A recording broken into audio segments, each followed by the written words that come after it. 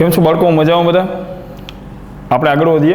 Last લેક્ચરમાં આપણે majority points આપણે ડિસ્કસ કર્યા હતા. ગણને દર્શાવવાની બે રીત, યાદીની રીત અને ગુણધર્મની રીત. ઓકે, હવે આપણે આગળ જઈશું. હવે આપણે ગણના પ્રકાર ભણશું. ગણ ઘણી બધી પ્રકારના હોય, જેમ કે ખાલી ગણ, અરિક્ત ગણ, શાંત ગણ, અનંત ગણ, એકાકી ગણ. ઓકે, મુખ્યત્વે ગણના પ્રકારમાં આપણે આ 5 ટાઈપના આપણે ગણ જોશું. ઓકે, સ્ટાર્ટ કરીએ આપણે. પહેલા પ્રકારનો ગણ જેને બોલાય ખાલી ગણ. ઓકે, ખાલી ગણ બોલાય અથવા તો એને બોલાય રિક્ત ગણ. ઓકે, ખાલી ગણ બોલો, એને રિક્ત ગણ બોલો. ઇંગ્લિશમાં આને બોલાય નલ સેટ અથવા તો એને બોલાય વોઇડ સેટ અથવા તો એને બોલાય એમ્પ્ટી સેટ. ઓકે, તો ખાલી ગણના આ બધા અલગ અલગ પ્રકારના નામ છે. વોઇડ એટલે ખાલી, એમ્પ્ટી એટલે ખાલી અને નલ એટલે ખાલી. બધાનો મતલબ એક હતો, ખાલી ગણ. ખાલી ગણના નામ ઉપરથી જ ખબર પડી જાય. જે ગણ એકદમ ખાલી હોય, જેમાં એક પણ સભ્ય ન હોય, એ ગણને બોલાય ખાલી ગણ. ઓકે, તો આપણે લખીએ અહીંયા.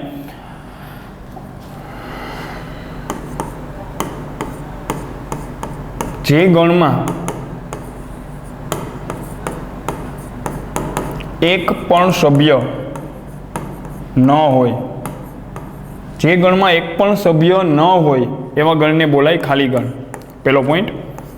બીજો પોઈન્ટ, ખાલી ગણને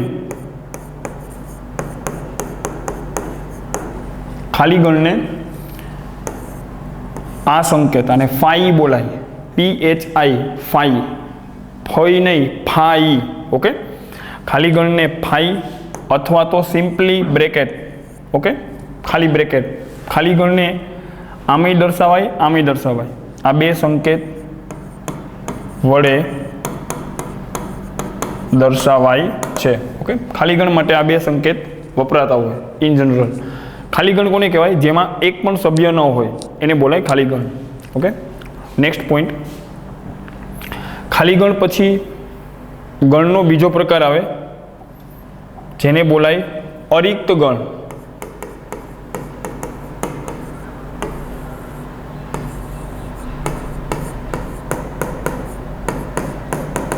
અરિક્ત ગણ એને ઇંગ્લિશમાં કહેવાય non empty set. Non empty set, non void set આમ પણ બોલાય, નોન એમ્પ્ટી સેટ. રિક્ત ગણ એટલે ખાલી ગણ. રિક્ત એટલે ખાલી હોય, જે એકદમ ખાલી હોય એને બોલાય ખાલી ગણ. તો અરિક્ત એટલે જે રિક્ત ન હોય, જે ખાલી ન હોય, એને બોલાય અરિક્ત ગણ. ખાલી ન હોય મતલબ ભરેલો હોય. ભરેલો હોય મતલબ એમાં કમસે કમ એક સભ્ય તો હોય.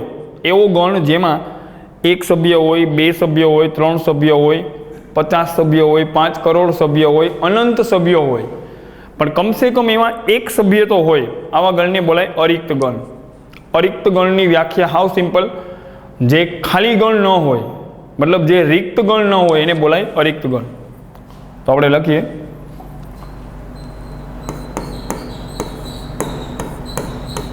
જે ગણ ખાલી ગણ ન હોય, ઓકે, તેને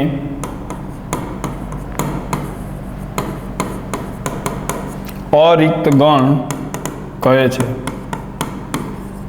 જે ગણ ખાલી ગણ ન હોય એને બોલાય અરિક્ત ગણ. બીજો પોઈન્ટ, ફોર એક્ઝામ્પલ, અરિક્ત ગણ મારે એક્ઝામ્પલ આપીને બતાવવું હોય તો ગણમાં 7 આ અરિક્ત ગણ છે, ભરેલો છે.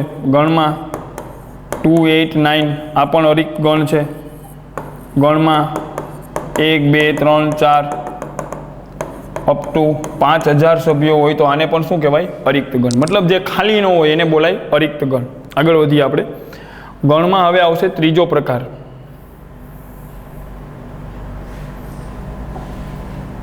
ગણમાં હવે આવશે ત્રીજો પ્રકાર જેને બોલાય શાંત ગણ. શાંત ગણ એટલે ઘણા એવું માને જે તોફાની ન હોય એને શાંત ગણ કહેવાય, એવું ન હોય. શાંત એટલે તોફાની ન હોય એને શાંત કહેવાય એવું ન હોય. શાંત ગણ એટલે જેના સભ્યોની સંખ્યા નિશ્ચિત હોય, જેમાં સભ્યોની સંખ્યા ફિક્સ હોય. ઓકે, માની લો કે એક ગણ તમે જોયો, એમાં 5 સભ્યો છે. તમે જોઈને કહી શકો 1 2 3 4 5 5 સભ્યો છે. તો સભ્યોની સંખ્યા નિશ્ચિત હોય એવા ગણને બોલાય શાંત ગણ. તો એવો ક્વેશ્ચન થાય, માની લો કે સર કોઈ ગણમાં 1 કરોડ સભ્યો હોય તો કાંઈ વાંધો નહીં, 1 કરોડ સભ્યોની સંખ્યા 1 કરોડ ફિક્સ છે, નિશ્ચિત છે, તો એને બોલાય શાંત ગણ. કોઈ ગણમાં 500 કરોડ સભ્યો હોય પણ એ 500 કરોડ એ આંકડો નિશ્ચિત હોવો જોઈએ, ફિક્સ હોવી જોઈએ. સભ્યોની સંખ્યા જેમાં ફિક્સ હોય, નિશ્ચિત હોય, આવા ગણને બોલાય શાંત ગણ. ખ્યાલ આવી ગયો? તો લખીએ આપણે, જે ગણમાં સભ્યોની સંખ્યા નિશ્ચિત હોય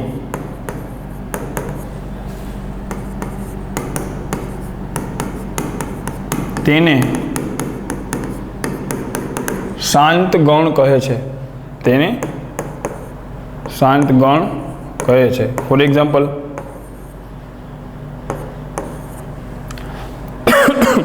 આ ગણમાં સભ્યોની સંખ્યા કેટલી છે? એક જ સભ્ય છે. એ સભ્ય તો કોઈ બી હોઈ શકે. ઓકે, તમે એવું ન માનતા કે સભ્ય 1 જ હોય. સભ્ય તો કોઈ બી હોઈ શકે. માની લો કે આ ગણમાં એક જ સભ્ય છે P, તો આમાં સભ્યોની સંખ્યા કેટલી છે? 1. ફિક્સ, નિશ્ચિત સભ્યોની સંખ્યા તમે ગણી શકો 1, તો આવા ગણને બોલાય શાંત ગણ. માની લો કે ગણમાં 9 11 15 સભ્યોની સંખ્યા ફિક્સ છે, નિશ્ચિત છે, તો આને બોલાય શાંત ગણ. માની લો કે 1 2 3 1 લાખ સુધી, 1 2 3, તો પેટર્ન તો ખબર પડી ગઈ. 3 પછી 4 5 6 7, તો સભ્યોની સંખ્યા 1 લાખ નિશ્ચિત છે, તો આવા ગણને બોલાય શાંત ગણ. ઓકે, શાંત ગણને ઇંગ્લિશમાં બોલાય ફાઇનાઇટ સેટ. ફાઇનાઇટ સેટ એને બોલાય. શાંત ગણ એટલે ફાઇનાઇટ સેટ. ઓકે, આગળ ચાલીએ. પહેલાં આપણે ભણ્યા ખાલી ગણ, રિક્ત ગણ, પછી ભણ્યા અરિક્ત ગણ જે ભરેલો હોય, પછી ભણ્યા શાંત ગણ જેમાં સભ્યોની સંખ્યા નિશ્ચિત હોય, અને હવે આપણે આગળ જઈએ છીએ શાંત ગણ પછી હવે આવશે અનંત ગણ. ગણનો નવો પ્રકાર જેને આપણે બોલશું અનંત ગણ.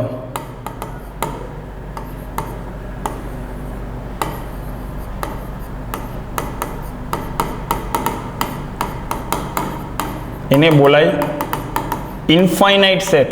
એના નામ ઉપરથી જ બાળકો ખબર પડી જાય.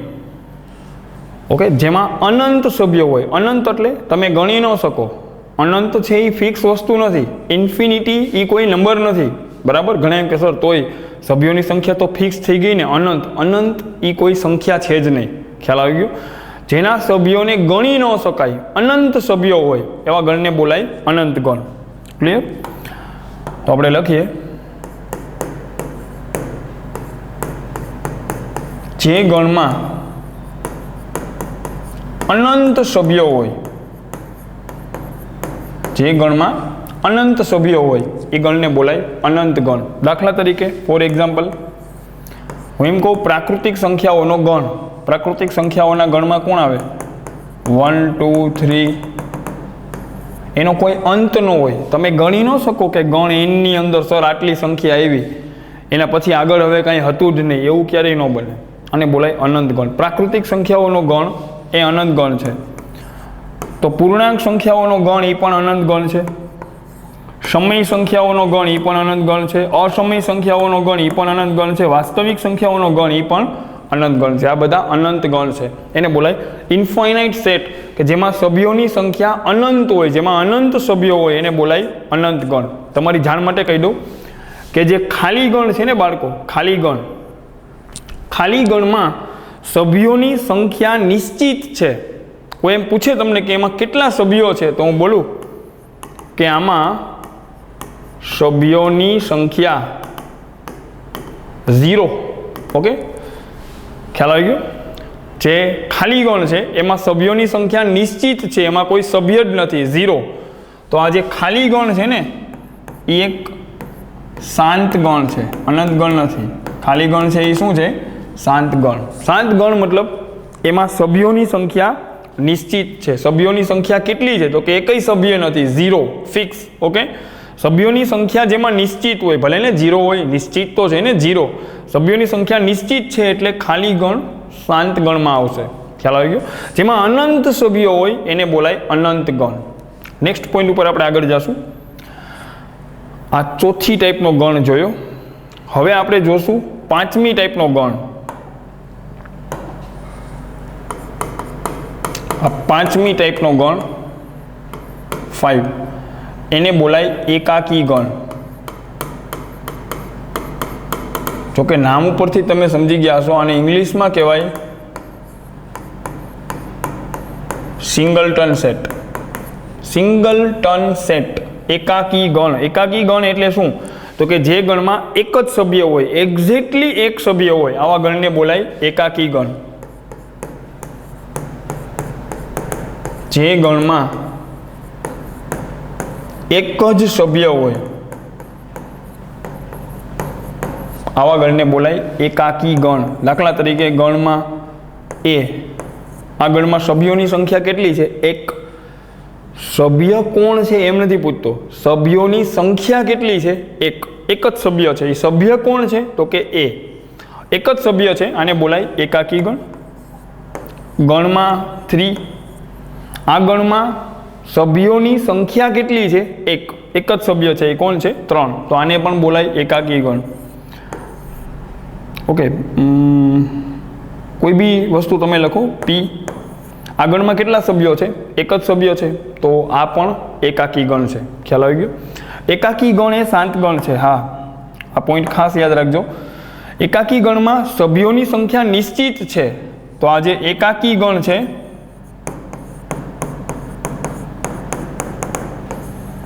એ શાંત ગણ છે. ઓકે, આ પોઈન્ટ ખાસ ખોપડીમાં રાખજો. એકાકી ગણ એ શાંત ગણ છે. શાંત ગણ છે મતલબ એમાં સભ્યોની સંખ્યા નિશ્ચિત છે, એટલે એકાકી ગણ શાંત ગણમાં આવે. ખ્યાલ આવી ગયો બાળકો? સારું, તો આપણે 5 ટાઈપના આપણે ગણ જોયા. ફટાફટ એક વખત આપણે એને રિકોલ કરી લઈએ. બરાબર. પહેલી ટાઈપનો આપણે ગણ જોયો રિક્ત ગણ, ખાલી ગણ. બીજી ટાઈપનો આપણે ગણ જોયો અરિક્ત ગણ. ત્રીજી ટાઈપનો આપણે ગણ જોયો શાંત ગણ. ચોથી ટાઈપનો આપણે ગણ જોયો અનંત ગણ. પાંચમી ટાઈપનો આપણે ગણ જોયો એકાકી ગણ. ઓકે, 5 ટાઈપના ગણ આપણે જોયા. રિક્ત ગણને આપણે 5 વડે દર્શાવીએ અથવા તો સિમ્પલી આ બ્રેકેટ વડે દર્શાવીએ. આ છે રિક્ત ગણ, જેમાં એકય સભ્ય ન હોય. અરિક્ત ગણ એટલે જે ગણ ભરેલો હોય, ખાલી ન હોય, એવા ગણને બોલાય અરિક્ત ગણ. શાંત ગણ એટલે જેમાં સભ્યોની સંખ્યા નિશ્ચિત હોય. સભ્યોની સંખ્યા નિશ્ચિત હોય, ભલે 50,000 સભ્યો હોય, સભ્યોની સંખ્યા ફિક્સ હોય. ઓકે, એક આંકડો તમને મળી જાય કે ભાઈ આમાં 50,000 સભ્યો છે, બસ ફિક્સ 50,000 સભ્યો છે, તો એ શાંત ગણમાં આવે. અનંત ગણ જેમાં અનંત સભ્યો હોય, પ્રાકૃતિક સંખ્યાઓનો ગણ, પૂર્ણાંક સંખ્યાઓનો ગણ, સમય સંખ્યાઓનો ગણ, અસમય સંખ્યાઓનો ગણ, વાસ્તવિક સંખ્યાઓ તો તમે ગણી ન શકો ને. વાસ્તવિક સંખ્યા તો તમે ગણી શકો કે આટલી વાસ્તવિક સંખ્યા જગતમાં છે? નહીં, અનંત વાસ્તવિક સંખ્યાઓ છે, તો એને બોલાય અનંત ગણ. એકાકી ગણ એટલે જેમાં એક જ સભ્ય હોય, જેમાં એક જ સભ્ય હોય એને બોલાય એકાકી ગણ. તો બાળકો, આ 5 ટાઈપના ગણ આપણે જોયા. હવે આપણે ક્વેશ્ચન જોશું. ક્વેશ્ચનમાં તમને એક ગણ આપશે, તમારે એને જોઈને કહેવાનું કે આ ગણ ખાલી ગણ છે કે શાંત ગણ છે. ઓકે, કે અનંત ગણ છે, અરિક્ત ગણ છે, એકાકી ગણ છે, એનો પ્રકાર તમારે નક્કી કરવાનો. એ પોઈન્ટ ઉપર જતા પહેલાં હું એક વખત એક પોઈન્ટ પાછો રિકોલ કરી દેવા માગું છું. 2-4 સ્ટુડન્ટ્સે એ ક્વેશ્ચન કર્યો હતો. મેં એક પોઈન્ટ સમજાવ્યો હતો, એક્સનો વર્ગ 25 હોય તો એક્સની કિંમત +5 અથવા -5 થાય. એના ઉપર હું એક વખત પાછું સમજાવું છું. ઓકે, તમે લોકો જે તમારી જે માન્યતાઓ છે, ઓકે, એને મહેરબાની કરીને હવે સાઈડમાં રાખજો. જે રૂલ્સ હું તમને આપું, ઓકે, મારા ઉપર શંકા ક્યારેય ન કરતા. હું જે પોઈન્ટ ટૂંકમાં તમને કહું તો એને માનજો કે ના બરાબર આ પોઈન્ટ રાઈટ છે. ખ્યાલ આવી ગયો? એમાં તમે એમ એવો ક્વેશ્ચન ટૂંકમાં એમ ન કરતા કે આવું કેવી રીતે થયું. હા, ક્વેશ્ચન તમે કરો 100%, બરાબર, પણ હું એક પોઈન્ટ તમને બતાવું, એક નિયમ તમને મેથ્સનો અહીંયા કહું તો એ નિયમ ઉપર ક્યારેય શંકા ન કરતા, કહેવાનો મિનિંગ ખ્યાલ આવી ગયો? એ પોઈન્ટ હું એકવાર પાછો રિકોલ કરું છું, તો તમે લોકો ધ્યાનથી એકવાર સમજજો એને. ચાલો ધ્યાન આપજો. મેં આ પોઈન્ટ સમજાવ્યો હતો કે એક્સનો વર્ગ 16 હોય, એક્સનો વર્ગ 16 હોય તો એક્સ કેટલો હોય? તો બેઝિકલી આ એક સમીકરણ છે, ઓકે, દ્વિઘાત સમીકરણ છે, એક્સ સ્ક્વેર વાળું. આ સમીકરણનો ઉકેલ તમારે શોધવાનો છે. ઉકેલ એટલે એક્સની એવી કિંમત જે આનું સમાધાન કરે, એને ઉકેલ કહેવાય. ખ્યાલ આવી ગયો?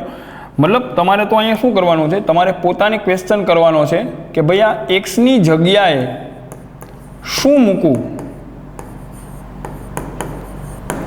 એક્સ બરાબર શું મૂકવાથી આનું સમાધાન થઈ જાય. મતલબ એવી કઈ સંખ્યા છે જેનો વર્ગ લેવાથી 16 આવે. તો પહેલી વાત તો હું એમ કહું કે અહીંયા એક્સની જગ્યાએ હું મૂકું 4, તો 4નો વર્ગ બરાબર 16 આવે, નો ડાઉટ. એક્સની જગ્યાએ મૂકું -4, તો -4નો વર્ગ કેટલો આન્સર આપે? 16 આન્સર આપે. તો આનું સમાધાન કરે એવી એક્સની બે કિંમત તમને મળે છે, +4 અને -4. એને તો તમે આમ લખતા હોય એક્સ બરાબર +4 -4. આ બે કિંમત આનું સમાધાન કરે. Okay, complete, ready. આ વાત એક અલગ વાત થઈ ગઈ. અહીંયા એક સમીકરણ હતું કે એક્સનો વર્ગ 16 આવે તો એક્સ કેટલો હોય? તો કે +4 હોય અથવા -4 હોય. ક્લિયર? હું હજી ડિટેલમાં કહીશ, બરાબર, હજી હું તમને આના વિશે સમજાવીશ. દાખલા તરીકે તો તમારે કોઈ ઇન ફ્યુચર કોઈ ક્વેશ્ચન કે કોઈ ક્વેરી આમાં ન રહેવી જોઈએ. કોઈ વસ્તુનો વર્ગ માની લો કે 36 થયો, તો તમારે પોતાને ક્વેશ્ચન પૂછવાનો કે ભાઈ આ એક્સની જગ્યાએ હું શું મૂકું, એક્સ બરાબર શું મૂકું કે આનું સમાધાન કરે. સમાધાન કરે મતલબ જમણી બાજુ આવી જાય. તો તરત તમને ક્વેશ્ચન થશે એક્સની જગ્યાએ 6 મૂકો, તો 6નો વર્ગ પણ 36 આન્સર આપે, તો એક્સ બરાબર 6 આનું સમાધાન કરે છે. એક્સની જગ્યાએ -6 મૂકો તો -6નો વર્ગ પણ 36 આન્સર આપે. હા, -6નો વર્ગ પણ 36 આન્સર આપે, તો -6. તો એક્સની બે કિંમત આવી, +4 -6. આના ઉપરથી ડાયરેક્ટલી હવે તમે આ લખી શકવા જોઈએ. દાખલા તરીકે કોઈ એમ પૂછે એક્સનો વર્ગ બરાબર 10, એક્સનો વર્ગ બરાબર 100, તો એક્સ બરાબર કેટલા? તો પોતાને ક્વેશ્ચન પૂછવાનો કે આ દુનિયામાં એવો કોણ છે, આ એક્સ છે, દુનિયામાં એવો કયો એક્સ છે જેનો વર્ગ લેવાથી 100 આવે? એવી કઈ સંખ્યા છે જેનો વર્ગ 100 આન્સર આપે? તો એવી બે સંખ્યા છે, -10, -10નો વર્ગ 100 થાય. તરત અહીંયા એક્સની જગ્યાએ આ કિંમત મૂકીને જોઈ લેવાની, -10નો વર્ગ 100 થાય અને +10 લ્યો તો 10નો વર્ગ કેટલો થાય? 100 થાય. તો આનું સમાધાન કરે એવી એક્સની બે કિંમત આવે. ખ્યાલ આવી ગયો? બીજી વાત હવે હું તમને કરું કે તમને કોઈ અહીંયા એમ પૂછે, બરાબર, અહીંયા હું સાઈડમાં આવેલો, ઓકે, તમને કોઈ એમ પૂછે કે 36નું વર્ગમૂળ શું થાય? તો બાળકો આ વાત આખી અલગ હતી, ઓકે, અને આ વાત આખી અલગ થઈ ગઈ. અહીંયા તો તમને 36નું વર્ગમૂળ પૂછે છે. ખ્યાલ આવી ગયો? 36નું વર્ગમૂળ હંમેશા +6 થાય, -6 ક્યારેય ન થાય. હવે દલીલ સ્ટુડન્ટની અહીંથી શરૂ થાય કે સર 36નું વર્ગમૂળ તો -6 હાલે ને કે સર? કેમ કે -6નો વર્ગ 36 થાય ને, તો એ વાત પાછી અલગ થઈ ગઈ. -6નો વર્ગ 36 થાય એનો મતલબ 36નું વર્ગમૂળ -6 થાય એવું નથી. ખ્યાલ આવી ગયો? તમે તો આમ લખો -6નો વર્ગ 36 થાય, ઓકે, -6નો વર્ગ 36 થાય, બરાબર, ઓકે. આ વાત સાચી છે, આ ખોટું નથી, આ ખોટું છે. 36નું વર્ગમૂળ તો 6 જ થાય. શું કામ? હું તમને સમજાવું. જસ્ટ તમે થોડીક વાર પૂરતું એક કામ કરો, તમે બે બાજુ વર્ગમૂળ લ્યો, ઓકે, બે બાજુ તમે વર્ગમૂળ લ્યો તો આ તો થઈ જાય -6 થાય ને, -6, અને આ થઈ જાય વર્ગમૂળમાં 36, ઓકે. તો 36નું વર્ગમૂળ તમે -6 જે બોલો છો ને બાળકો, વર્ગમૂળ હંમેશા અનઋણ હોય. વર્ગમૂળનો આન્સર ક્યારેય ઋણ આવે જ નહીં. આ ખોટું છે. કોઈના વર્ગમૂળનો આન્સર ક્યારેય ઋણ આવે જ નહીં. ક્લિયર? હું જે બોલ્યો હું આ પોઈન્ટને એક અલગ એંગલથી તમને સમજાવું. પેલી એક વાત તો તમે ખોપડીમાં ખાસ બેહાડી લ્યો.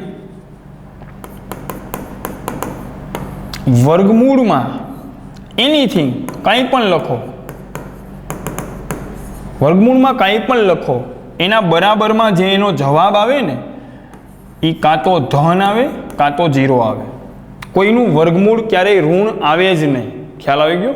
વર્ગમૂળમાં તમે કંઈ પણ લખો, વર્ગમૂળમાં તમે લખો 100ના વર્ગમૂળનો આન્સર 10 જ આવે, -10 ક્યારેય ન આવે. હવે જો કોઈ સ્ટુડન્ટ હજી એવી દલીલ કરતો હોય કે સર 100નું વર્ગમૂળ તો -10 થાય, કેમ કે -10નો વર્ગ 100 થાય, તો એ બે પ્રક્રિયા અલગ થઈ ગઈ બાળકો. વર્ગ કરવો એ પ્રક્રિયા અલગ છે અને વર્ગમૂળ લેવું એ પ્રક્રિયા અલગ છે. તમે એવી દલીલ ન કરી શકો કે -10નો વર્ગ 100 થાય તો 100નું વર્ગમૂળ -10 થાય. એ બે વાત એકદમ અલગ થઈ ગઈ. ખ્યાલ આવી ગયો? તો વર્ગમૂળ અને વર્ગ એ બે પ્રક્રિયા અલગ અલગ છે. હું હજી એકવાર તમને સમજાવું. 100નું વર્ગમૂળ તો 10 જ થાય, 36નું વર્ગમૂળ તો +6 જ થાય, 25નું વર્ગમૂળ તો +5 જ થાય, 9નું વર્ગમૂળ તો +3 જ થાય. પહેલાં તો આ વાત ખાસ ખોપડીમાં બેહાડી લ્યો કે વર્ગમૂળના જવાબમાં ક્યારેય ઋણ આવે જ નહીં. ઓકે? વર્ગમૂળમાં કોઈ સંખ્યા તમે લખેલી હોય તો એનો જવાબ હંમેશા અનઋણ આવે. ખ્યાલ આવી ગયો? ઓકે? એને હું હજી અહીંયા બાજુમાં બી સમજાવું. બરાબર? રૂટ ઇક્વલ ટુ અનઋણ હોય.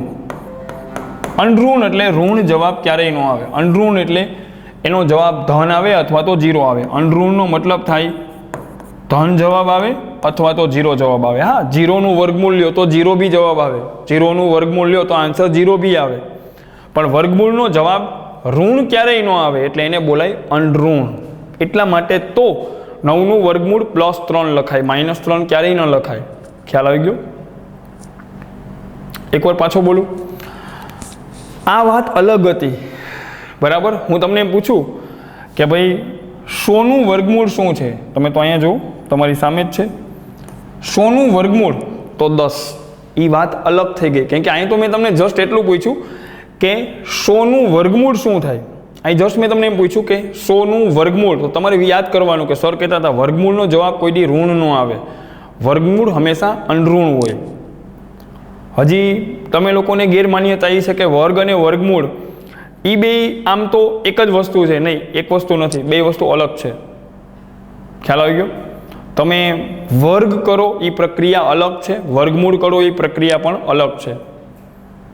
આ વાત તદ્દન ખોટી છે કે -10નો વર્ગ 100 થાય, -10નો વર્ગ 100 થાય તો 100નું વર્ગમૂળ -10 થાય. એ વાત તદ્દન ખોટી છે. 100નું વર્ગમૂળ -10 ન થાય. હા, -10નો વર્ગ 100 થાય એ વાત સાચી છે, પણ 100નું વર્ગમૂળ -10 થાય એ આખી વાત ઊંધી થઈ ગઈ. એ ક્યારેય શક્ય નથી. ખ્યાલ આવી ગયો? આ ઊને જેવી વાત થઈ. હું એમ કહું દાખલા તરીકે કે આજે રવિવાર હોય તો સ્કૂલમાં રજા હોય. Okay, complete. માની લો કે આજે રવિવાર હોય તો સ્કૂલમાં રજા હોય. તમારે તો હમણાં રજા જ છે. આજે રવિવાર હોય તો સ્કૂલમાં રજા હોય એ વાત સાચી છે, પણ સ્કૂલમાં રજા હોય તો આજે રવિવાર હોય એવું જરૂરી નથી. બે વાત અલગ થઈ ગઈ. તમે આમ પાછા આવો તો એ બે વાત અલગ થઈ ગઈ. સમજાઈ ગયો મારો પોઈન્ટ? પાછો બોલો. જો આજે રવિવાર હોય તો સ્કૂલમાં રજા હોય, 100% સાચી વાત છે. બરાબર? પણ આજે રજા હોય તો સ્કૂલમાં રવિવાર હોય એવું જરૂરી નથી. તો સેમ વાત અહીંયા છે. -10નો વર્ગ 100 થાય એ વાત તો સાચી છે. ઓકે? પણ 100નું વર્ગમૂળ -10 થાય એ શક્ય નથી. બે વાત અલગ છે. જો આ બરાબર આ હોય તો આ હોય તો આ હોય એવું જરૂરી નથી. ક્લિયર? મારી વાત સમજાઈ ગઈ તમને? ઓકે? તો હવે ખાસ આપણે ધ્યાન રાખશું. એકવાર હું આ બધું ઉપર લઈને બરાબર નવેસરથી એક પોઈન્ટ પાછો હું તમને સમજાવું. ઓકે? નવેસરથી. તો આ કન્ફ્યુઝન તમને ક્યારેય ન રહેવું જોઈએ. ઓકે, એક્સનો વર્ગ 64 હોય તો એક્સ કેટલો હોય? પોતાની ક્વેશ્ચન પૂછો. એક્સ કેટલો હોય? મતલબ આજે એક્સ છે, અહીંયા શું લેવાથી એનો વર્ગ 64 આવે. પોતાને વિચારવાનું એક્સની જગ્યાએ શું લઉં કે એનો એવી કઈ સંખ્યા છે જેનો વર્ગ 64 આન્સર આપે. અહીંયા ક્વેશ્ચન આમ છે કે કોનો વર્ગ 64 આવે. એક્સ એવી તે કઈ સંખ્યા છે જેનો વર્ગ 64 આવે. તો તરત તમને અંદરથી અવાજ આવશે એક્સની જગ્યાએ -8 રાખો તો -8નો વર્ગ 64 થાય અને એક્સની જગ્યાએ 8 રાખો તો 8નો વર્ગ 64 થાય. આ એક પ્રક્રિયા અલગ થઈ ગઈ. ખ્યાલ આવી ગયો. અને અહીંયા હવે જે કરું છું ભાઈ એ વસ્તુ અલગ થઈ ગઈ. અહીંયા તો હું તમને ખાલી 64નું વર્ગમૂળ પૂછું છું. સમજી ગયા હવે તમે? અહીંયા વાત અલગ હતી. કોનો વર્ગ 64 થાય તો બે જણા ઊભા થાય જગ્યાએથી. આઠડોય ઊભો થાય -8 ઊભો થાય કે ભાઈ અમારા બેયનો વર્ગ 64 આવે ભાઈ અમે બે આવી. આ વાત અલગ થઈ ગઈ. આ એક સમીકરણ છે. જ્યારે અહીંયા બાળકો જસ્ટ તમને એમ પૂછે છે કોનો વર્ગ 64 થાય એવું અહીંયા કંઈ પૂછતા જ નથી. અહીં તો તમને એમ પૂછે છે કે 64નું વર્ગમૂળ શું થાય. તો તમારે વર્ગમૂળની બેઝિક વ્યાખ્યા યાદ કરવાની કે વર્ગમૂળનો જવાબ ઋણ ક્યારેય ન આવે. તો 64નું વર્ગમૂળ તો 8 જ આવે, -8 ક્યારેય ન આવે. આ બે વસ્તુ ટોટલી અલગ છે. ખ્યાલ આવી ગયો? ઓકે, બે વસ્તુ ટોટલી અલગ છે. અહીંયા એમ પૂછે છે કોનો વર્ગ 64 થાય તો બે જણા જગ્યાએથી ઊભા થાય -8 અને 8 એ બે એમ કે ભાઈ અમારો વર્ગ કરો 64 આવે. અને અહીંયા એમ પૂછે છે કે 64નું વર્ગમૂળ કેટલું થાય. ખ્યાલ આવી ગયો? અહીંયા વર્ગની વાત જ નથી. મારો પોઈન્ટ હવે સમજાઈ ગયો? ઓકે, તો આવી મિસ્ટેક આપણે ક્યારેય નહીં કરીએ. આ બે સાચી વાત છે. અહીંયા -8 ક્યારેય નહીં લખીએ. ઓકે, 64નું વર્ગમૂળ -8 ક્યારેય ન થાય. વર્ગમૂળની બેઝિક વ્યાખ્યા છે એ તમે કદાચ અત્યાર સુધી 10 ધોરણ સુધી એ વ્યાખ્યા તમે ન ભણ્યા હોય તો બહુ આશ્ચર્યની વાત છે કે રૂટ છે ને, રૂટ એ અનઋણ હોય. ઓકે, વર્ગમૂળ એ પોતે અનઋણ હોય. ઓકે, એનો આન્સર હંમેશા અનઋણ હોય. હું વારે વારે લખું છું, પાછો લખું છું. ઓકે, કે ભાઈ રૂટ છે ને, રૂટનો જે જવાબ આવે એ ક્યારેય ઋણ ન આવે. એકવાર પાછું લખી દઉં અને આના ઉપર શંકા ન કરતા. જે શંકાની મેં વાત કરી નહીં, બસ તમને રૂલ આપું એના ઉપર તમે શંકા ન કરતા. ખ્યાલ આવી ગયો? બહુ બેઝિક વસ્તુ છે કે કોઈનું વર્ગમૂળ ક્યારેય ઋણ ન આવે. વર્ગમૂળનો જવાબ તો ધન જ આવે. અને આ બે પોઈન્ટમાં હાથી ઘોડાનો ફરક છે. ખ્યાલ આવી ગયો? ઓકે બાળકો, સારું.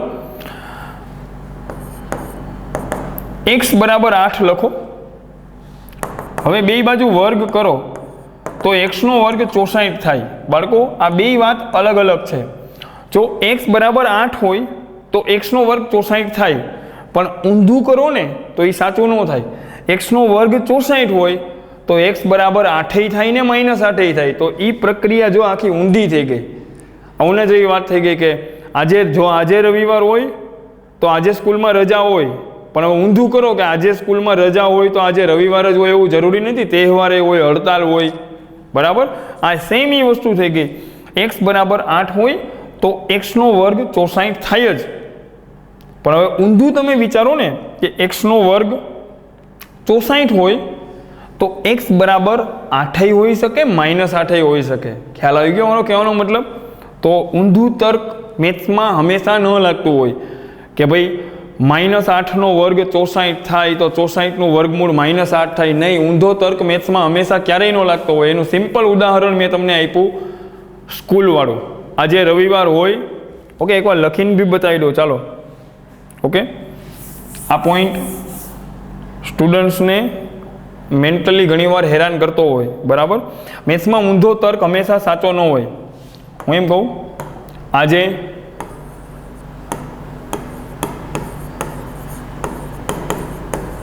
રવિવાર છે તો ઇટ ઇમ્પ્લાઇઝ, જો આજે રવિવાર છે તો ઇમ્પ્લાઇઝ એટલે તો આજે શાળામાં રજા છે. આ સાચી વાત છે ભાઈ. આજે રવિવાર જો છે, જો કન્ડિશન છે, જો આજે રવિવાર હોય તો આજે શાળામાં રજા છે. એ વાત સાચી છે ભાઈ. રવિવાર હોય તો રજા હોય. આમ તો સાચું છે,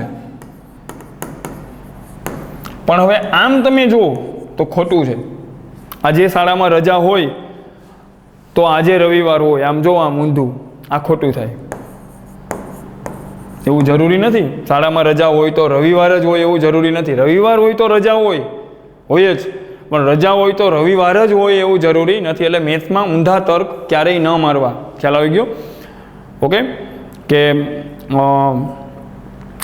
હું એમ કહું -4નો વર્ગ 16 થાય તો 16નું વર્ગમૂળ -4 થાય એવો તર્ક ક્યારેય ન મારતા. કોઈનું વર્ગમૂળ કોઈ દી ઋણ થાય જ નહીં. આઈ થિંક આટલું ઇનફ છે. બહુ ઝાઝું હું બોલી ગયો. ખ્યાલ આવી ગયો?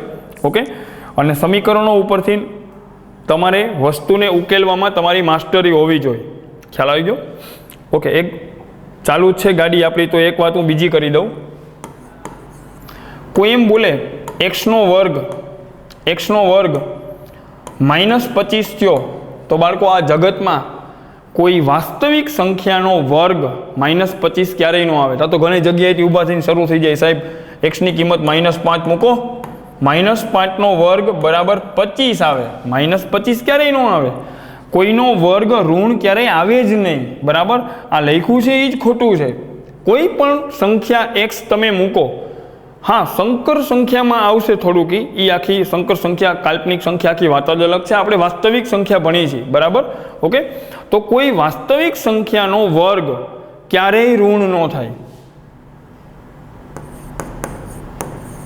કોઈ વાસ્તવિક સંખ્યાનો વર્ગ ક્યારેય ઋણ ન મળે. કોઈ વાસ્તવિક સંખ્યાનો વર્ગ ક્યારેય ઋણ ન મળે. વાસ્તવિક સંખ્યાનો વર્ગ હંમેશા અનઋણ મળે. ખ્યાલ આવી ગયો? 0 બી મળે. હા, તમે 0નો વર્ગ કરો તો 0 આન્સર આવે. તમે કોઈ ઋણ સંખ્યાનો વર્ગ કરો તોય ધન આવે. 4નો વર્ગ કરો તોય ધન આવે. ઓકે, -5નો વર્ગ કરો તોય ધન જવાબ આવે. ઋણ જવાબ ક્યારેય ન આવે. તો આવો x ન મળે, આવો x ન મળે. એવો કોઈ x જ ન મળે જેનો વર્ગ -25 આવે. કોઈ સંખ્યાનો વર્ગ -25 કોઈ દી આવે જ નહીં. કોઈ વાસ્તવિક સંખ્યાનો વર્ગ -25 ક્યારેય આવે જ નહીં. આ એક પોઈન્ટ ખાસ ધ્યાન રાખજો. એટલે ગમે ત્યારે મેથ્સમાં આવું દેખાય, કોઈ સંખ્યાનો વર્ગ ઋણ આવે તો જગ્યાએથી ઊભું થઈ જવાનું કે ભાઈ એવી કોઈ સંખ્યા આ પૃથ્વી ઉપર હોય જ નહીં કે જેનો વર્ગ -25 આવે. હા, હું એમ કહું x નો વર્ગ +25 આવે તો તમારે કહેવાય કે સાહેબ એ x ની કિંમત 5 હોય -5 હોય. સારું બાળકો, ક્લિયર? આઈ થિંક બેઝિક પોઈન્ટમાં આટલું ઇનફ છે. જાતા એકવાર હું તમને પાછો કહી દઉં કે કોઈનું વર્ગમૂળ ના બરાબરમાં જે લખાય એ કાં તો ધન લખાય કાં તો 0 લખાય. ઋણ ક્યારેય ન લખાય. વર્ગમૂળના બરાબરમાં ઋણ સંખ્યા ક્યારેય નહીં લખવી. ઓકે, વર્ગમૂળની બેઝિક વ્યાખ્યા છે, વર્ગમૂળ ક્યારેય ઋણ ન હોય. ક્લિયર? ઘનમૂળ ઋણ હોઈ શકે.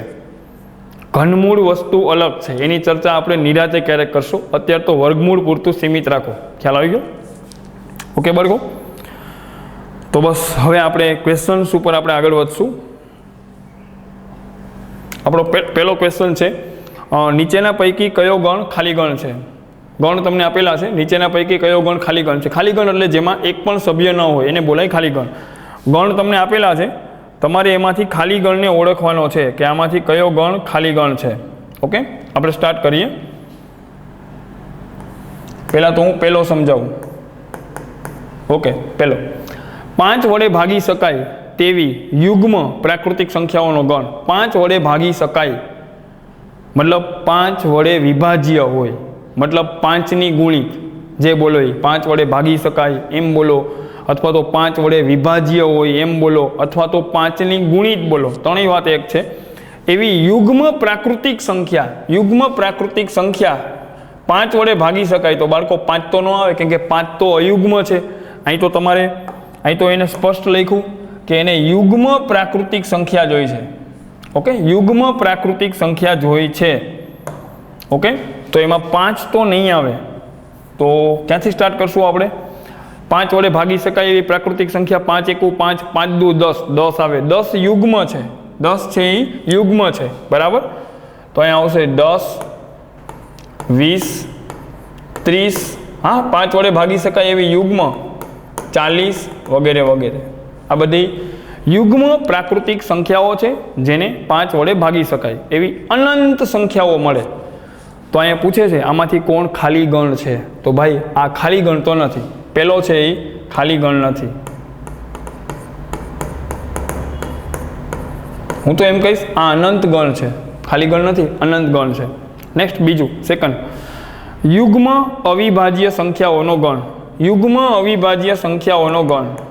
બાળકો, યુગ્મ અવિભાજ્ય સંખ્યાઓમાં અવિભાજ્ય સંખ્યા 2, 3, 5, 7, 11, 13 બધી અયુગ્મ હોય, પણ એમાં એક યુગ્મ છે. એ કોણ છે? 2. આ છે યુગ્મ અવિભાજ્ય સંખ્યા. આ છે યુગ્મ અવિભાજ્ય સંખ્યા. યુગ્મ અવિભાજ્ય સંખ્યા એક જ છે. એ કોણ છે? 2. ખ્યાલ આવી ગયો? તો આ ગણ પણ ખાલી ગણ નથી. તેથી આ પણ ખાલી ગણ નથી. ખતમ બાળકો? ઓકે. એના પછી આવે છે ત્રીજો ક્વેશ્ચન. આપણે આગળ આવીએ ત્રીજા ક્વેશ્ચન ઉપર. ઓકે, ત્રીજા ક્વેશ્ચનમાં બોલે છે x² -2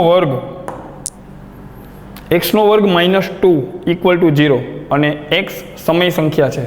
મતલબ x તો સમય સંખ્યા છે. ઓકે, અને આનું સમાધાન કરે. કોનું? x² -2 = 0 નું સમાધાન કરે. આપણે સ્ટાર્ટ કરીએ.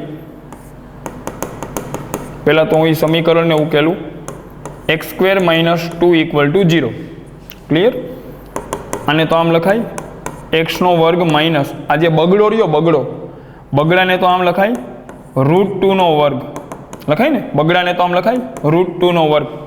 ઓકે, હવે ફોર્મ્યુલા બન્યો a² minus b². a² minus b² એટલે a minus b into a plus b. હા, a² માઇનસ b². અહીંયા a નું કામ કોણ કરે છે? x. અને b નું કામ કોણ કરે છે? √2. a² minus b². તો આના બે અવયવ પડશે, a minus b into a plus b = 0.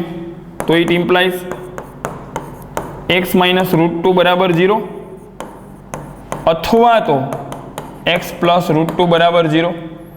તો x ની બે કિંમત આવી, x બરાબર √2 અથવા x બરાબર માઇનસ √2. આને મારે સાથે લખવું હોય કમ્પ્લીટ, તો એને આમ લખાય x બરાબર પ્લસ ઓર માઇનસ √2. x બરાબર પ્લસ ઓર માઇનસ √2. પણ બાળકો, √2 એ એક અસમય સંખ્યા છે. રૂટમાં અવિભાજ્ય સંખ્યા આવે ને ગમે ત્યારે, રૂટની અંદર આ મેં તમને સ્ટાર્ટિંગમાં આપણા બીજા લેક્ચરમાં મેં આ સમજાવેલું હતું, સેકન્ડ લેક્ચરમાં, કે રૂટની અંદર અવિભાજ્ય સંખ્યા ગમે ત્યારે આવે. અવિભાજ્ય સંખ્યા એટલે કે આવું આવે: રૂટમાં 2, રૂટમાં 3, રૂટમાં 5, રૂટમાં 7. ઓકે, આ 5 છે. રૂટમાં 11. આ બધી અસમય છે. ઓકે, આ બધી અસમય સંખ્યાઓ છે. રૂટમાં અવિભાજ્ય સંખ્યા ગમે ત્યારે આવે એને અસમય બોલાય. તો આ √2 એ પણ એક અસમય છે, જે અસમય સંખ્યા છે. અને ભગવાન એ લોકોએ તો તમને એવું કીધું છે કે એવો x શોધો જે સમય હોય. કેવો હોય? સમય હોય. સમય તો નથી, આનું સમાધાન કરે એવી x ની બે કિંમત મને મળે છે, પ્લસ √2 ને માઇનસ √2, પણ એ બંને અસમય છે, સમય નથી. અહીંયા તો એને સમય કિંમત પૂછી છે, સમય કિંમત તો એ કંઈ મળતી નથી. તો આ ગણ ખાલી ગણ છે. તેથી આ ગણ ખાલી ગણ છે. સારું બાળકો? હવે આ એક્સની કિંમત મેળવવા માટે તમે એમ જો, આપણે આટલું બધું આ બધું લાંબુ બધું આ ચિત્રો આટલું, તો ખરેખર હવે થોડુંક તમે ઇન્ટેલિજન્ટ બનો 11-12 સાયન્સમાં. આટલું બધું લાંબી કેલ્ક્યુલેશન્સ કરવાની કોઈ જરૂર છે જ નહીં. બરાબર? હું વારે મેં હમણાં 10 મિનિટ મેં એક ટોપિક ઉપર ટૂંકમાં આપી. ખ્યાલ આવી ગયો? મેં તમને એમાં એક પોઈન્ટ મેં તમને કીધો બરાબર કે મારા ઉપર શંકા ન કરતા કહેવાનો મતલબ મારો એમ હતો કે કોઈ નિયમ માની લો કે હું તમને આપતો હોય કે ભાઈ મેથ્સમાં આમ નહીં ને આમ થાય, તો ઘણી બધી તમારી પોતાની જૂની માન્યતાઓ હોય. ઓકે, તો એ માન્યતાઓને હવે સાઈડમાં કરી નાખો. ઓકે, તમે અત્યાર સુધી બોલતા હોય કે 25નું વર્ગમૂળ પ્લસ ઓર -5, તો એ ખોટી વાત છે, ક્યાંક તમારો સમજ ફેર થઈ ગયો હોય. ઓકે, 25નું વર્ગમૂળ +5 જ થાય. તો સેમ વસ્તુ જે જૂની અમુક તમારી જે સિસ્ટમો છે એ હવે થોડીક અપડેટ કરશું. આપણે જેઈ લેવલ સુધી મેથ્સને ભણવાનું છે, તો આવા બચોલિયા ક્વેશ્ચનની અંદર આટલા બધા સ્ટેપ કરવા આપણને ન પરવડે. તો હું આની આ વસ્તુ એકદમ શોર્ટ રીતે તમને બતાવું. દાખલા તરીકે ત્યાં આમ લખ્યું હતું x² -2 = 0. હાઉ સિમ્પલ છે. x² બરાબર આ 2ને જમણી બાજુ લઈ જાઓ, 2ને x² બરાબર 2 થાય. હવે તમે પોતાને ક્વેશ્ચન કરો કે આ એક્સની જગ્યાએ એવું તે શું મૂકું, એક્સની જગ્યાએ એવું કોણ મૂકું કે જેનો વર્ગ કરવાથી 2 આન્સર આવે. તો તરત ખબર પડે, √2 મૂકો. √2નો વર્ગ 2 થાય. √2નો વર્ગ કેટલો થાય? 2. અને -√2નો વર્ગ કેટલો થાય? 2 જ થાય. થાય ને? તો આનું સમાધાન કરે એવી એક્સની 2 કિંમત મળે, +√2 અને -√2. તો અહીંથી જોઈને ખબર પડી જાય કે આ એક્સ છે ને, એક્સ એટલે કોઈ સંખ્યા છે જે આમ ટૂંકમાં ચાદર ઓઢીને બેઠી છે, દેખાતી નથી, પણ અહીંયા તમને એટલો ભાગ દેખાય છે કે એક્સ કોઈ એવી સંખ્યા છે જેનો વર્ગ લેવાથી આન્સરમાં 2 આવે છે. તો આપણે ઇમેજિન કરવાનું કે એવી કઈ સંખ્યા છે જેનો વર્ગ લેવાથી 2 આન્સર આવે. તો એવી 2 સંખ્યા છે, +√2 અને -√2. તરત ખબર પડી જાય. √2નો વર્ગ 2 હોય, -√2નો વર્ગ 2 હોય. ખ્યાલ આવી ગયો? ઓકે, આ લોજિક વારે વારે મેથ્સમાં આવશે, એના માટે ઉપર કર્યા એવા અવયવ પાડવાની કોઈ જરૂરિયાત નથી. ખ્યાલ આવી ગયો બાળકો? √2 અને -√2 બંને અસમય સંખ્યા છે, અને ક્વેશ્ચનમાં એ લોકો પૂછતા હતા સમય સંખ્યા શોધો, તો સમય સંખ્યા તો ન મળે, મતલબ આ ગણ ખાલી ગણ છે. અહીંયા જસ્ટ સમજાવી દીધું. આ કિંમત મેં ડાયરેક્ટલી લઈ લીધી. ખ્યાલ આવી ગયો? ઓકે, તો આપણે નેક્સ્ટ ક્વેશ્ચન ઉપર હવે પાછા જશું. આમાં એક ક્વેશ્ચન છે, એક્સ પ્રાકૃતિક સંખ્યા છે, એક્સ 8થી નાની છે અને એક્સ 12થી મોટી છે. ઓકે, આપણે આગળ હાલીએ. એક્સ 8થી નાની છે અને 12થી મોટી છે. ચાલુ કરીએ આપણે. ઓકે, ગણના સભ્યો એક્સ, જ્યાં એક્સ પ્રાકૃતિક સંખ્યા છે, એક્સ 8થી નાની છે અને એક્સ 12થી મોટી છે. બાળકો આ અને છે ને, અને આ બહુ ડેન્જર શબ્દ છે. અને મતલબ એક્સની એવી કિંમત જે આ બંનેનું સમાધાન કરે. ઓકે, તમે તો પહેલાં વિચારો કે એક્સની કિંમત 8થી નાની હોય. ઓકે, 8થી નાની હોય તો તમે એમ વિચારો એક્સની કિંમત 7 લ્યો, 7. તો એક્સની કિંમત 7 આમાં મૂકો તો આનું તો સમાધાન થઈ જાય. એક્સની કિંમત 7 મૂકી બાળકો, તો અહીંયા 7 મૂકો. 7 = (8). એક્સની કિંમત 7 મૂકો, આનું સમાધાન થાય? ન થાય. આ તો ખોટું છે. 7 થોડીને મોટો હોય 12થી. આ સાચું છે, આનું સમાધાન કરે છે, આનું નથી કરતી. ઓકે, તો કહેવાનો મિનિંગ, તમારે અહીંયા એવી સંખ્યાઓ એક્સ લખવાની છે જે 8થી નાની હોય અને 12થી મોટી હોય. મેથ્સને તો તમે ઘડીક તડકે મૂકો, તમે પ્રેક્ટિકલી વિચારો કે આ દુનિયામાં એવી કોઈ સંખ્યા હોય જે 8થી નાની હોય અને 12થી મોટી હોય. કોઈ દી ન હોય. જે સંખ્યા 8થી નાની હોય, જે સંખ્યા 8થી નાની હોય એ થોડીને 12થી મોટી હોય. અહીં વચ્ચે અને છે. અને મતલબ આ બેયનું સમાધાન થાય એવો કોઈ એક્સ તમને મળે જ નહીં. ખ્યાલ આવી ગયો? આનું સમાધાન કરે તો આનું ન કરે, આનું કરે તો આનું સમાધાન ન કરે. એક્સની કિંમત તમે 8થી નાની લ્યો તો એ 12થી મોટી ન થાય, અને 12થી મોટી સંખ્યા લ્યો તો એ 8થી નાની ન થાય. તો અહીંયા હું સિમ્પલ એક વાક્યમાં લખીશ, બંને એટલે આ બે, બંનેનું સમાધાન કરે એવી એક્સની કોઈ કિંમત ન મળે અને છે અને આને લોહી પીધું જો આને કે આમાંય થવું જોઈએ અને આમાંય થવું જોઈએ એવું ક્યારેય ન થાય. એક્સ 8થી નાનો હોય તો 12થી મોટો થોડીને હોય ભાઈ, બરાબર. ઓકે, હું તમને એમ કહું કે તમારા ટેસ્ટમાં 25થી તમારા ટેસ્ટના માર્ક 25થી ઓછા હોવા જોઈએ અને 40થી વધારે હોવા જોઈએ, એવું શક્ય છે? 25થી ઓછા આવે અને 40થી વધુ આવે એવું બને ટેસ્ટમાં? ક્યારેય ન બને. વચ્ચે અને છે, શક્ય નથી. બંને વસ્તુ શક્ય નથી. બંનેનું સમાધાન કરે એવી એક્સની કોઈ કિંમત ન મળે. તેથી આ ગણ ખાલી ગણ છે, ખાલી ગણ છે. ઓકે, સારું બાળકો. તો પાછા આપણે આગળ જઈએ, આપણો ક્વેશ્ચન. ઓકે, સારું.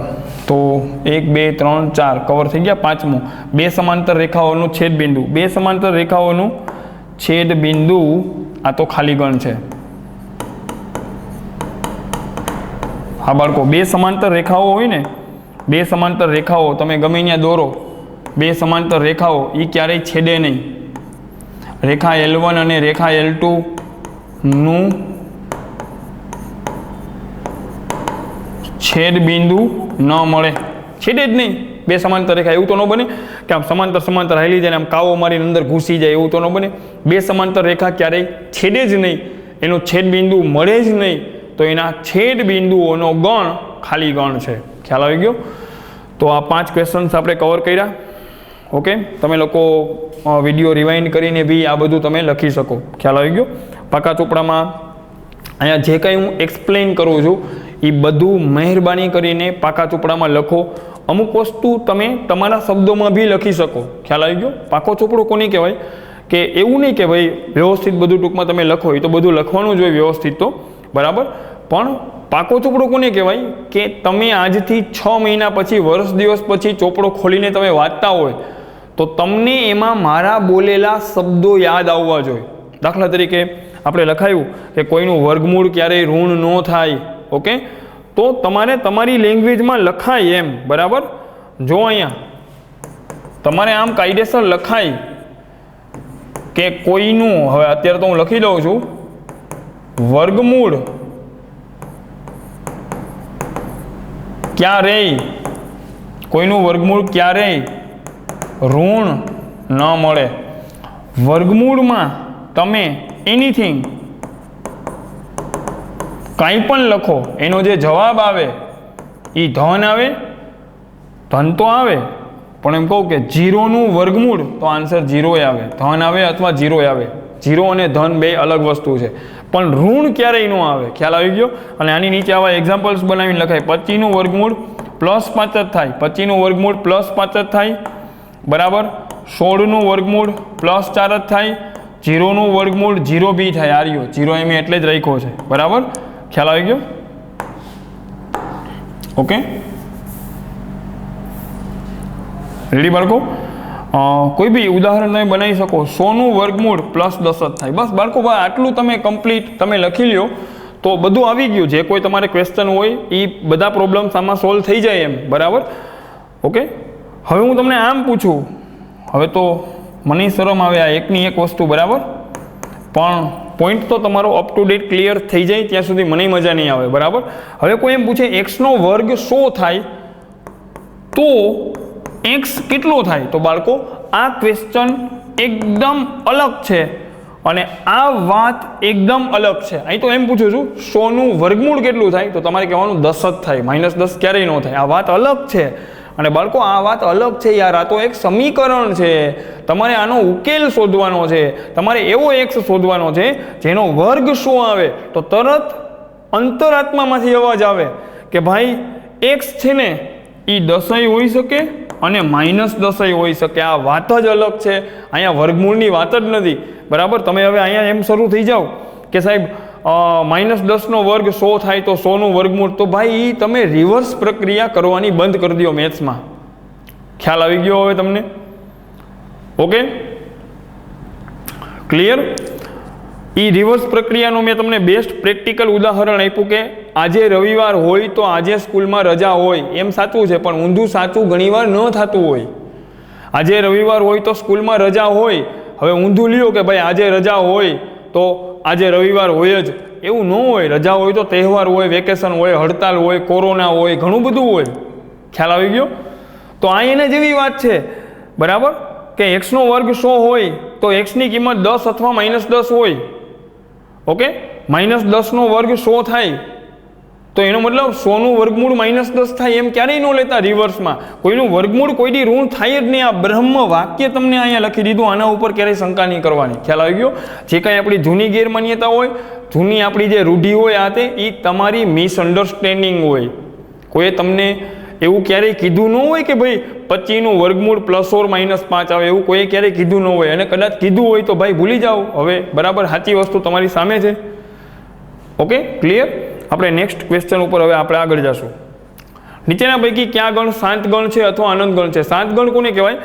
જેના સભ્યોની સંખ્યા નિશ્ચિત હોય, જેના સભ્યોની સંખ્યા નિશ્ચિત હોય એને બોલાય શાંત ગણ. ઓકે, જેના સભ્યોની સંખ્યા નિશ્ચિત હોય એને બોલાય શાંત ગણ. જેના સભ્યોની સંખ્યા અનંત હોય એને બોલાય અનંત ગણ. આપણે કન્ટિન્યુ કરીએ. પહેલો ક્વેશ્ચન છે સમકેન્દ્રી વર્તુળોનો ગણ.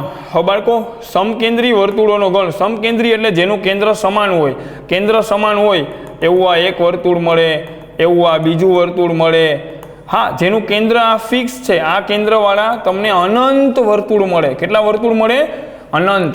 એક જ કેન્દ્ર લ્યો, એ કેન્દ્રવાળા એક વર્તુળ, બીજું વર્તુળ, ત્રીજું વર્તુળ, સમકેન્દ્રી વર્તુળો અનંત મળે. ખ્યાલ આવી ગયો? તો આ જે પહેલો છે એ છે અનંત ગણ. પહેલો છે એ છે અનંત ગણ. હવે હું આવું બીજા પોઈન્ટ ઉપર. અંગ્રેજી મૂળાક્ષરોનો ગણ. અંગ્રેજી મૂળાક્ષરો એટલે ABCD યાદ કરો. અંગ્રેજી મૂળાક્ષરો એટલે ABCDEF. હવે મને આખી નથી આવડતી, Z સુધી. અંગ્રેજી મૂળાક્ષરો અનંત ન હોય, 26 મૂળાક્ષરો હોય. કેટલા હોય? 26 મૂળાક્ષરો હોય. તો તમે આને ગણી શકો કે આ ગણમાં 26 સભ્યો છે, તો આ ગણ શાંત ગણ છે, અનંત ગણ નથી. તેથી આ ગણ શાંત ગણ છે. બરાબર. નેક્સ્ટ, ત્રીજો, x પ્રાકૃતિક સંખ્યા છે અને x ગ્રેટર ધેન 5, 5થી મોટી છે. ભગવાન, 5થી મોટી છે, પ્રાકૃતિક સંખ્યા છે. ત્રીજો ક્વેશ્ચન બનાવું છું. x belongs to capital N. Capital N એટલે પ્રાકૃતિક સંખ્યા છે અને 5થી મોટી છે. તો આને બહુ કરી. 5થી મોટી પ્રાકૃતિક સંખ્યાઓનો ગણ. 5થી મોટી એટલે 5 નો આવે, 5થી મોટી નો હોય. બરાબર. 5થી મોટી તો આવે 6, 7, 8, 9, 10, 11. હવે આ તો ઊભી જ નો રહી, આ બધી 5થી મોટી આવતી જ જાય. હેલા જાઓ, 50 કરોડ, 500 કરોડ, 5000 કરોડ, 5000 અબજ, એ 5થી મોટી જ છે. તો અનંત સંખ્યાઓ મળે જે 5થી મોટી હોય. તો આ એક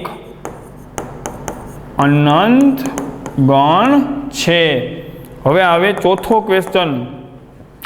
x પ્રાકૃતિક સંખ્યા છે અને 200 કરતાં નાની છે. 200 કરતાં નાની પ્રાકૃતિક સંખ્યા. બાળકો, 200 કરતાં નાની 199, હા હા, 198, હા હા, 197. હાઈલા જાઓ, હાઈલા જાઓ, હાઈલા જાઓ.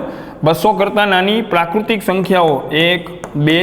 પ્રાકૃતિક સંખ્યા એટલે 1ની આ બાજુ ન હોય, 1થી ચાલુ થાય. 1, 2, 3, 4, 5. બસ. તો આ ગણમાં 199 સભ્યો છે. દેખાય? ગણી શકો કેટલા સભ્યો છે? 199. સભ્યોની સંખ્યા 199 નિશ્ચિત છે.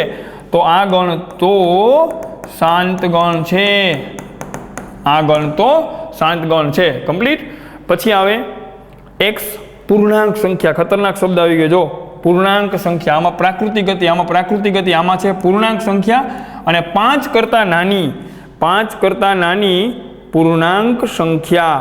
ઓકે, આગળ આવીએ આપણે. 5 કરતાં નાની પૂર્ણાંક સંખ્યા.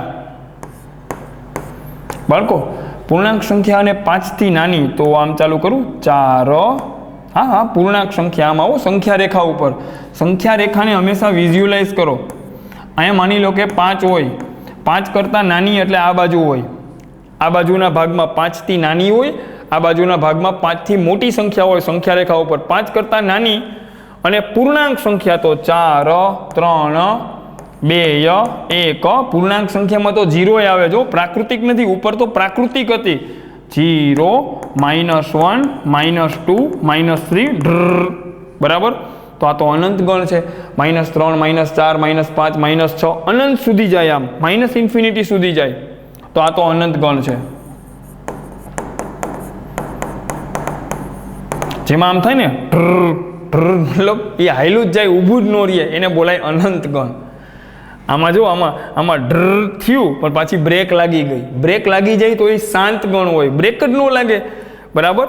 5 થી નાની તો આ બધી હાયલી જ જાય, -3 -4 -5 -6 -7 બ્રેક જ ન લાગે તો એ અનંત ગણ હોય. અને છેલ્લો ક્વેશ્ચન, x વાસ્તવિક સંખ્યા છે અને x 0 અને 1 ની વચ્ચે છે. આનો મતલબ થાય x 0 અને 1 ની વચ્ચે છે. તમારે નક્કી કરવાનું છે કે આ ગણ શાંત ગણ છે કે અનંત ગણ છે. ઓકે, તો લખું અહીંયા x વાસ્તવિક સંખ્યા છે અને x 0 અને 1 ની વચ્ચે છે. આ પોઈન્ટ બાળકો મેં તમને જ્યારે મેં વાસ્તવિક સંખ્યાઓ ભણાવી ત્યારે મેં ભણાવ્યો હતો કે બે સંખ્યાની વચ્ચે, સંખ્યા રેખા ઉપર બે સંખ્યાની વચ્ચે, બે નંબરની વચ્ચે અનંત વાસ્તવિક સંખ્યાઓ હોય, અનંત સમય સંખ્યાઓ હોય, અનંત અસમય સંખ્યાઓ હોય. તો 0 અને 1 ની વચ્ચે, 0 અને 1 ની વચ્ચે આ ગાળામાં અનંત વાસ્તવિક સંખ્યાઓ આવેલ હોય છે. તો બસ મારો જવાબ એ તમને મળી ગયો હશે, બરાબર, કે 0 અને 1 ની વચ્ચેની વાસ્તવિક સંખ્યાઓનો ગણ અનંત ગણ છે. તેથી આ ગણ અનંત ગણ છે. આ ગણ કેવો છે? અનંત ગણ છે. સારું બાળકો, ક્લિયર? ઓકે, તો તમે લોકો આખો ક્વેશ્ચન તમે જોઈ શકો છો, બરાબર. તમને અહીંયા એ લોકોએ 6 ક્વેશ્ચન પૂછ્યા હતા અને એ લોકો પૂછતા હતા કે આ ગણ શાંત ગણ છે કે અનંત ગણ છે. તો આપણે એક એક ગણને બારીકાઈથી સમજ્યા, બરાબર, કે કયો ગણ કઈ ટાઈપનો છે, શાંત ગણ છે કે અનંત ગણ છે. ઓકે, તો આપણે નેક્સ્ટ ક્વેશ્ચન ઉપર આગળ જશું. ઓકે, નીચેના પૈકી કયા ગણ સમાન ગણ છે? સમાન ગણનો મતલબ થાય બે ગણના બધા સભ્યો સમાન હોય. જો બે ગણના બધા જ સભ્યો સમાન હોય તો એને બોલાય સમાન ગણ. હું શોર્ટ આ એક લાસ્ટ ટોપિક હું પૂરું કરું છું ઝડપથી. જો બે ગણના બધા જ સભ્યો સમાન હોય તો તેમને સમાન ગણ કહે છે. દાખલા તરીકે ગણ A બરાબર 2 1 3, ઓકે, 2 1 3. ગણ B બરાબર 3 2 1. અને મેં તમને એની પહેલાં કીધું તો ગણની અંદર સભ્યોના ક્રમનું મહત્ત્વ નથી, કોણ આગળ પાછળ એનું મહત્ત્વ નથી. ગણમાં કોઈ સભ્યોને રિપીટ કરવાનો કોઈ મિનિંગ નથી, મિનિંગલેસ વસ્તુ છે. ખ્યાલ આવી ગયો? તો તમે જો ગણ એમાં 3 સભ્યો છે 2 1 3, ગણ બીમાં પણ એ જ સભ્યો છે 2 1 3, તો A બરાબર B, A બરાબર B છે. અહીંયા તમને 6 ગણ આપેલા છે, તમારે નક્કી કરવાનું છે કે કયા ગણ સમાન ગણ છે. ઓકે, તો હું સ્ટાર્ટ કરું ફટાફટ. ગણ એમાં પ્રાકૃતિક સંખ્યાઓ x જે 3 થી નાની હોય, x લેસ ધેન 3. તો બાળકો પેલો જે ગણ A છે એમાં 3 કરતાં નાની પ્રાકૃતિક સંખ્યા તો કોણ આવશે? 1 અને 2 આવશે. ગણ બીમાં 1 2 છે જ, ગણ બીમાં છે 1 2. ગણ સીમાં છે 3 1, 3 1 લખો કે 1 3 લખો, બે વાત એક જ થાય. ગણ C, ઓકે, ABC. પછી ગણ ડીમાં છે x પ્રાકૃતિક સંખ્યા છે, x અયુગ્મ છે અને 5 કરતાં નાની છે. અયુગ્મ પ્રાકૃતિક સંખ્યા એટલે 1 2 3 4 5 6 અને અયુગ્મ છે અને 5 થી નાની છે.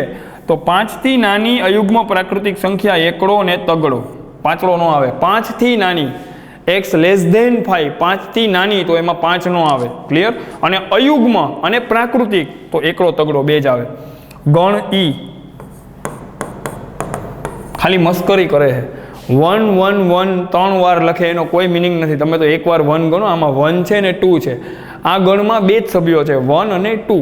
1ને વારે વારે રિપીટ કરવાથી કોઈ મિનિંગ નથી. કોઈ સભ્યને વારે વારે રિપીટ કરવાનો કોઈ મિનિંગ નથી. આ ગણમાં બે જ સભ્યો છે, 1 અને 2. તો ગણમાં બે સભ્યો છે 1 અને 2. આ ગણમાં બે જ સભ્યો છે 1 અને 3. તો ગણ એફમાં આવશે એકડો ને તગડો. હવે બાળકો તમે જો આમાંથી કયા ગણ તમને સમાન ગણ લાગે છે?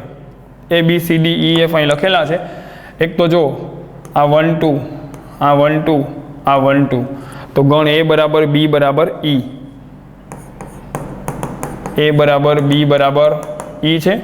બીજું જો આમાં 3 1, આમાં 1 3. તો આ બે સમાન છે, આ ને આ બે સમાન છે, આ E જ છે. તો ગણ C બરાબર D બરાબર F, C બરાબર D બરાબર F. નેક્સ્ટ પોઈન્ટ ઉપર આપણે આગળ જઈશું.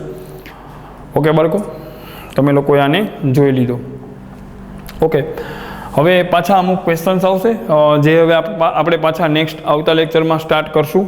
ઓકે, અને આજે જે મેં વર્ગવાળી જે વાત તમને ભણાવી, ખાસ ખોપડીમાં રાખજો. કોઈ પણ સમીકરણો આવે તો એ જ લોજિકથી સોલ્વ કરવા. સમીકરણ આવે તો જોઈને વિચારવાનું કે આમાં એક્સની કઈ કિંમત આનું સમાધાન કરે છે. તો એનાથી તમારે ઘણા બધા સ્ટેપ બચી જશે, ઘણું બધું મેથ્સ ઇઝી થશે અને તમે મેથ્સને વિઝ્યુઅલાઇઝ કરી શકશો. ખ્યાલ આવી ગયો? તો જે મેથડ હું તમને કહું કે આ મેથડ આ જગ્યાએ આવી રીતે કરાય, ઓકે, તો એમાં શંકા નહીં કરવાની. એ વસ્તુ એવી રીતે કરો, આગળ જઈને તમને ઘણો બધો ફાયદો થશે. સારું, અહીંયા આપણે સ્ટોપ કરીએ. ઓકે.